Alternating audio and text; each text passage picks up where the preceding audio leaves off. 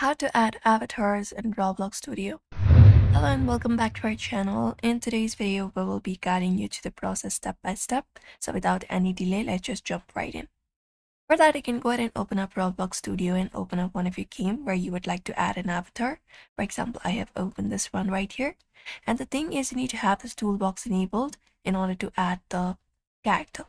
So you can go to view and look out for toolbox from here, and you can just go ahead and look out for toolbox from home as well and open this box right here, and we need to add plugins. So on this left hand side, look out for this modals tab right here and expand it, and from here select the option called plugins from the given menu and select it. Once you do so, this page opens up. Now here we can use the search bar, and here you can just go ahead and type in load character. So just go ahead and type in load character, and when you type in that, here it will show you the plugins. Some are paid and some are free as well. Free should also work same as paid. If you'd like to pay, you can even go ahead and proceed with payment, but right now we are going to use the free one. So let's use this one right here.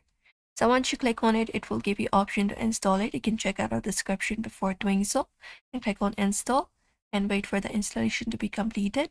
And once the item is added to inventory, go over to plugins from the given menu at the very top, click on it, and look out for this option called load character, and you should be finding your character. Here in this section already pro, you can type in the username and select any other character as well, and you can select what version of character or avatar you would like to add. For example, I would like to add spawn R6 character. I'm just gonna go ahead and click on R6, and there we go. We have the character available. We can also go ahead and edit out once that is done, and just go ahead and do whatever you want.